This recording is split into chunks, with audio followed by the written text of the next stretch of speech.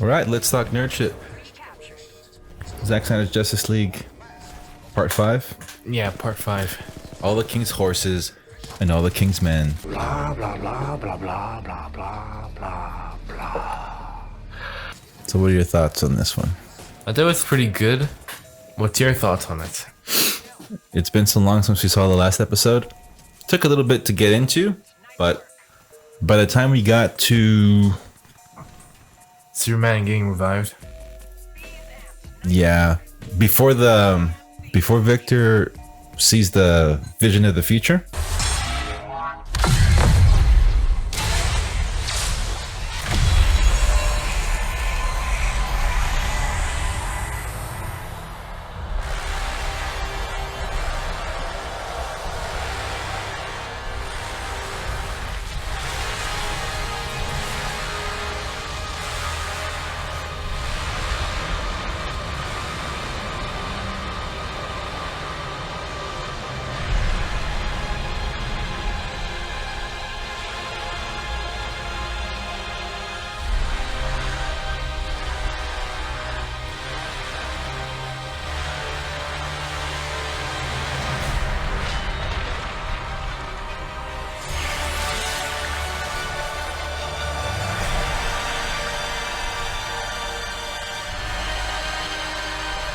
Oh my God.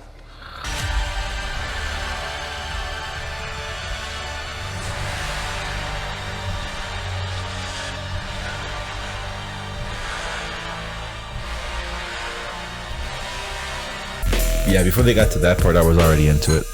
Already into it. Yep, I thought the way they revived Superman was a pretty cool idea. with the mother box. Gives me the mother box. Yeah, the mother box. It was really good, but as I was watching it, I just kept thinking about how the Josscut sucks and how they ruined it. And I was thinking, I mean, One more thing. it's just kind of, I mean, it's not getting over it. It's just that that movie sucks so bad, and I hate that we saw that movie first, and now Because we saw it this ruined afterwards. it. Exactly. I hate every time I see it. That's what I think. I hate that it ruined. Everything about it. Yeah, I remember when Jay Oliva was talking about this scene 2 years ago, and how it was Superman unhinged, and he thought it was really cool to look at. Now, growing up, used to watch like the animated series, Superman, Batman, Justice League. I never liked it because this is not the first time that they've done this story where Superman goes rogue or whatever, or is brainwashed for the moment, or it's under control, or it's Starro, or it's something. Justice. And they have to fight him. And I always thought that those episodes were lame. I never liked them. I always thought it was just lame. Like, what? Okay, Superman's the bad guy. Oh yeah, he's Because how overdone it is. No, just even when I was younger, I just never thought it was a good concept. It was like, yeah, okay, he goes bad. He's not really bad, but they have to stop him. But somehow, even though he's like this one, I mean, Snyder made it a little bit more believable. But somehow, even though he's bad or mind wiped or whatever, he has abilities, but somehow he never fully taps into them and just takes everyone's head off, like invincible. You know what I mean? Or like even though he has that Justice. ability, yeah, he could have torn through the Justice League, right? Like, But even though he had that ability, you know, he never does it. In all the stories, he never gets there, right? unless it's Come on, do it now! Kill me! What are you waiting for? But reflecting on how long the fandom was talking about that scene and how I was imagining it and the stuff that people were saying that had seen it, then to finally see it. another good part of it is I mean, the whole chapter is really good, but when Cyborg is tapping into the mother box and you get flash forwards. This makes me really wish that Warner Bros. Will just greenlight Justice League 2 and 3. we'll talk about that at the end of the episode. I'll touch bases on that since... One little detail. During the memorial, you can see Darkseid coming in. Like he's giving them permission to mourn for Wonder Woman. Yeah, I don't think that permission. I think that's just him going, time's up. Your rent's due, motherfucker! Time's up. I think that's what he's going there to do, it pretty much. But yeah, all those flashback scenes, that was crazy, man. I saw that remember we saw that, whoo, that was fire. He succumbs to the anti-life equation because of the death of Lois. So the death of Lois causes depression, right? Obviously, a sad moment. And it's in that sadness that the anti-life is able to overcome him, and then he goes to then he hooks up with Darkseid. But I mean, pause. He doesn't hook up with Darkseid, but that's how he teams up with Darkseid, right? He never only like in the comic books, even like in the last was it Death Metal? Darkseid ties him up, and he's kind of bombarding him with like kryptonite, and I think it's the anti-life equation or something. But he slowly starts to turn him. You know what I mean? Like turn him to his side. No, something like that. He's like dying or something, but in that kind of comic book, he slowly turned him. Seeing him just smack the League around. I mean, it was cool, but that's the thing I'm telling you. It's always funny how he never. It is a little bit fully gets ruined that we saw in Whedon's. Yeah, but that doesn't even compare though. I know. Some parts suck, but overall it doesn't compare. I like love the part where Do you know what's the best part? Hold on. There's the whole part where when he's fighting the Flash. That part was off the chain. The part that I really like though, when he's about to burn him, and the 50 cal hits his face, and you see like the ripples in his face, and he turns, and he shoots the cars, the Humvees, and they blow up. And I like Batman that part. actually helped them instead of the Whedon version. And I like the because when you see it and you're thinking, okay, how is it gonna end? Because you see the Whedon one in this one. And this was really cool because when I first saw it, when the gauntlet blows up, because you know in the Josscut he just smacks him or he throws him into the car. And this one the gauntlet blows up, and I was like, oh okay. And then it's not the same watching it now, but the first time I saw it, I was like, oh, like how's he gonna get him? Like what's Snyder gonna do? He's like, oh. Batman getting his gauntlets lasered off because Superman's heat vision is so heatful. Well, it's Not a real OP, word. but no, that's not a word. It's not heatful. I know. I just said it's not a real word. Oh, hey, fuck you. Yeah, how is he gonna end it? Because you know that Lois eventually comes to the rescue, but it's how is the little differences of how he got there. So that was really, really cool because when he was roasting him that second time, I was like, oh, it's about to blow up, it's about to blow up. Like, what's gonna happen? Like, when's Lois gonna get here? Then she gets there, I was like, oh, okay, there you go. The best part is they actually show you how Steppenwolf got the third mother box. I never really understand why they cut that out. That seemed like an important thing to do. Oh, lazy storytelling and that 2-hour mandate. That part was cool. The mother box lands in there. Steppenwolf is pissed. Ray Choi checking out the scene like, hey, look at this alien. He's fascinated. He's scared but fascinated at the same time. And I like how we can actually feel the emotional weight of Cyborg having his dad die after his mother already died. You can feel his emotional weight due to the good acting by Ray Fisher. And Joe Mortensen, that death scene, man.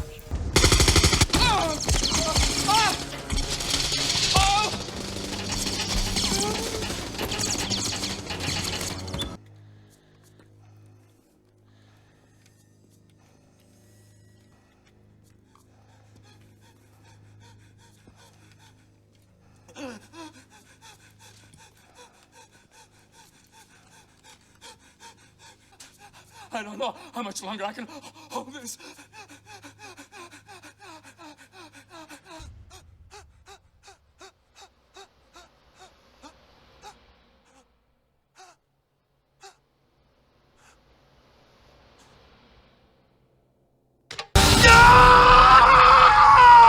Talk about death scenes. Talk about... I wish they didn't show it in the trailers. Talk about emo. Joe Mortensen is amazing. His whole role, his whole little arc ended there.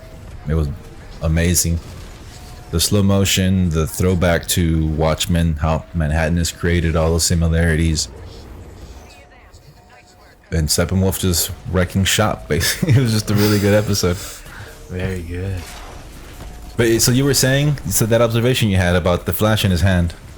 Oh yeah, I have a theory. Towards the end of the movie, Flash goes to the Speed Force, right? By reaching in his hand, having electricity go through him. During the memorial scene, he had his hand in the air next to Superman, and you can see electricity going through him. So I thought maybe we try to reverse time to prevent Superman from doing all of this, or revive him some different way.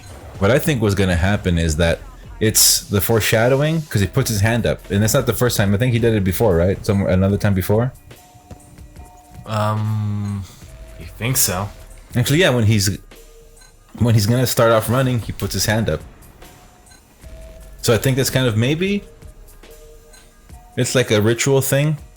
A ritual? Yeah, like when basketball players, it's a ritual. When you go to the free throw line, whatever that bouncing the ball is, whatever ritual they do, bounce the ball twice, 3 times, whatever it is they do, that's the ritual, and then you shoot it. Jordan, baby. So I think that's the ritual for him because he said that he when he does that Zen pose thing, it's called the I believe Ezra called it the Zen launch. He actually named it. The Zen launch? You mean the ninja pose he does? The Zen launch? Yeah, before he goes into the Speed Force when Superman is attacking. So I think it's that, like, the Speed Force is he has to enter the flow state. So I believe that the hand gesture is kind of the ritual that allows him to tap into the flow state, which is the Speed Force. Oh. That's what I think. So I think when he is Snyder's foreshadowing, so I think he does it before he takes off, but then he does it again when Superman is about to fry him. Really cool shot too, the way he elevates, and you can see his eyes. Snyder, baby, he knows. And yeah, so back to the thing that I was telling you last time, how I think Justice League takes place in about the span of a week. So for this one, they went to go dig up Superman at nighttime or almost before morning. Lois wakes up, and in the trailers, I thought that was like a nighttime shot. But she wakes up, gets out bright and early to get the coffee. So it's morning time at Heroes Park. And all this stuff happens. So then Batman says right there at the end, it synchronizes. If we don't get there, game over, right? Game over, man. Game over. So that's the next day. So I think the time chunk of the movie, I think, is like happens in 2 or 3 days. And of course, the awesome dialogue in the beginning. That little conversation, the little convo with Bruce and Alfred, that was nice.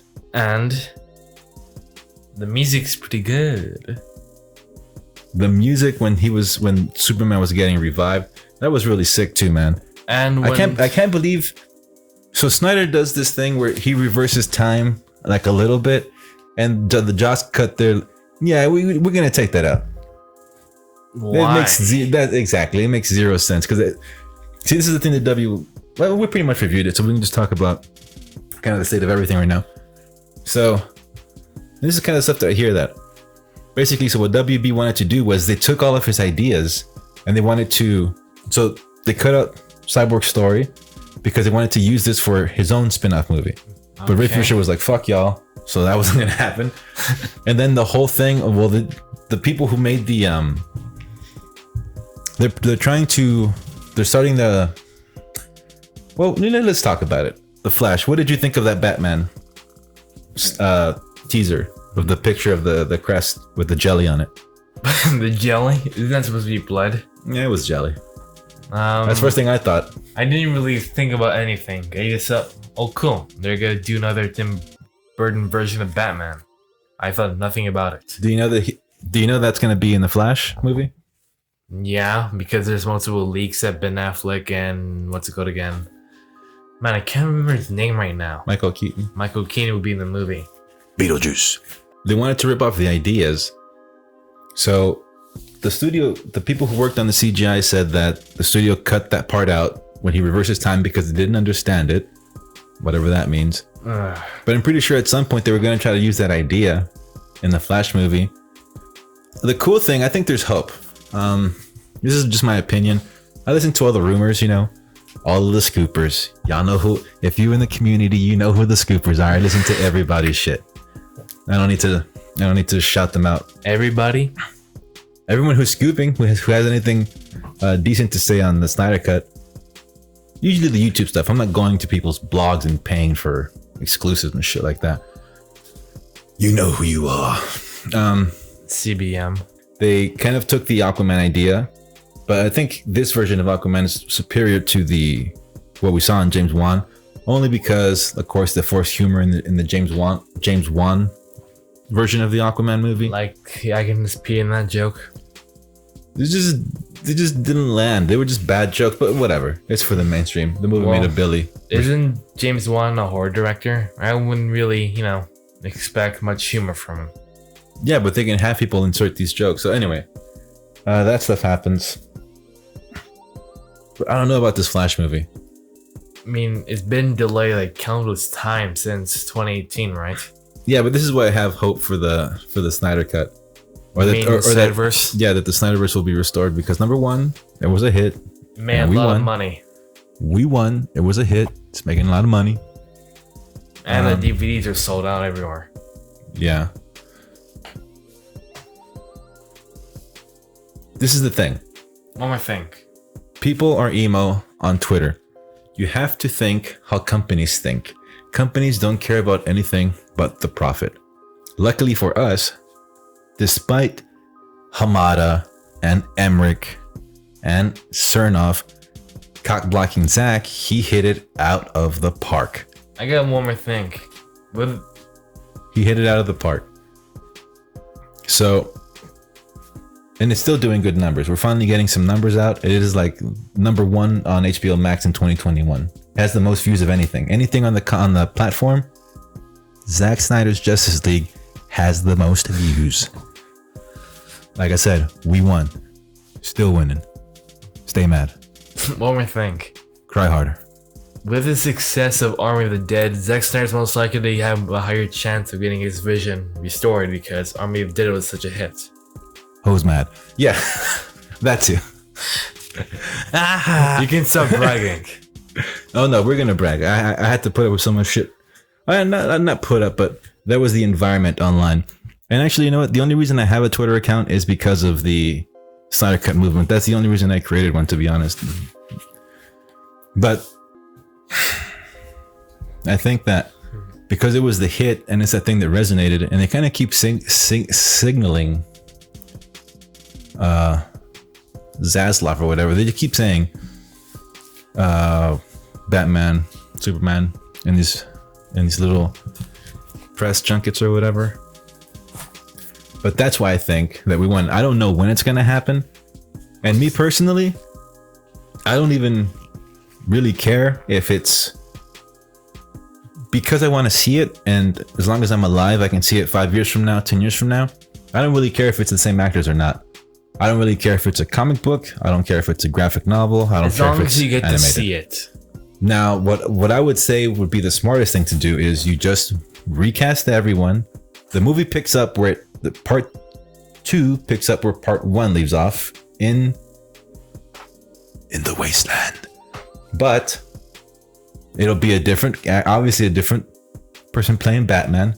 Yeah, same costumes and everything, right? But it'll just be different people in the acting. I mean, it's gonna get very hard used to having someone that isn't Henry Cavill or Ben Affleck or Gal Gadot or Ray Fisher.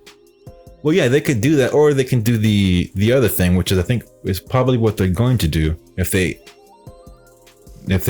agree to, and I believe they will, because it's just money. I mean, it's literally printing them money. So what they can do is they're going to de-age them. Okay, Civil War, when they show RDJ when he's young, in the beginning of Civil War, when he's having the argument with his dad and his mom, in that barf, that little Jake Gyllenhaal, the little world that he created, the little thing that Mysterio created. You don't even remember anymore. I don't follow you. I haven't watched that movie in a while. Okay, so in Civil War, everyone was wowed because in the beginning of Civil War, there's like a young RDJ, a young Tony Stark, arguing with his parents, and they de-aged him for that with the CGI. So they would do the same thing, even if it's 5 years from now. They get the actors, they de-age them, because again, the whole thing before was that WB strategy was to do low budget, which is really sucks, because they're gonna give these hardcore fans, they're gonna give you like an inferior product and try to make a billy off of an inferior product because they don't have any confidence in what they're creating. Total bullshit. Only Blumhouse could do that. Anybody can do it as long as you actually doing dope stuff. Netflix is showing love. Netflix is putting money behind Zack, behind his product. and they're putting out more content.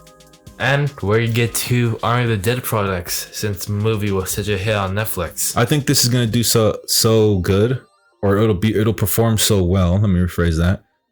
I think that they are gonna eventually greenlight a Army of the Dead 2, and I think that when they greenlight it, it'll be the same thing as Army of the Dead, but it'll just be the right version, right? Everything's gonna come out correct this time. They see that, and they're like, "Yo, see what they doing? Like, why didn't you WB guys do that?" They have to be asking themselves that at some point. I mean, it can't just be they're going in there and it's like, "Okay, guys, so what happened?" And they're just gonna sit there like, I don't know. I mean, we thought it was great. It can't just be that. No way. Like, they're dealing with so much money and these people are so cutthroat. They have to be like, "What did you fuckers do? Like, look at what they're doing. Why didn't we have that?" There has to be something like that. They can't be dumb. It just cannot possibly. They can't possibly be that dumb. Man, sure, we're talking about WB. No, I mean the people who are taking over WB now. I heard about this WB thing like a long time ago. Grace Randolph knew, and they knew the whole story, and they were saying, actually, she said, it's like it's really deep, it's really messed up, and like once WB, once AT&T gets like hit to that point where they have to like start unraveling the stuff that happened, they're like, it's gonna get ugly once they hit that, and like they bought this company, and they really bought what they bought was this massive problem. Yeah, and that was the messed up thing. But their plan was just dumb because they were trying to hype up the movie, promote it, but not promote it, have the fandom promote it, and then hijack the numbers and say, "Oh, this is Godzilla vs. Kong's doing." It was completely. It was just. It was not. It wasn't. Look, it was amateur. This is like. And Dennis the Menace kind of planning. This is like Saturday morning cartoon type of planning. This is ridiculous. This is redonkulous. Stop referencing a different show. One more thing. They actually released a trailer for Whedon's cut to promote its 4K release. Yeah, that got ratio to hell. Got ratio to hell. But the worst part is they use cut stuff from Zack Snyder's Justice League. Exactly. That's what I mean. Look, the movie's already out. There's no reason why you need to use the same shots that weren't in the movie. Unless you know it's that bad, yet you're still promoting it. They were trying to finesse a whole fandom that is slowly. Sometimes I feel that we aren't wise enough to the tactics quick enough, but whatever. But it's like this whole fandom that is slowly becoming smarter and smarter and learning. And it's like, you guys aren't gonna finesse us with this nonsense. Like, this is just nonsense. But anyway, so that's it for now. I think it was a pretty good one. All the King's Horses and All the King's Men. Very good. Part 6 is coming in next. Alright, till next time, enjoy the nerd shit. We out. Wake up in the billions, I am the billions. I remember flipping onions just to feed my minions, my minions, my minions. My minions, my minions. Wake up in the billions, I am the billions. I remember flipping onions just to feed my minions, my minions, my minions. My minions, my minions. Stepping on the globe like, who the heck am I? Smile big to remind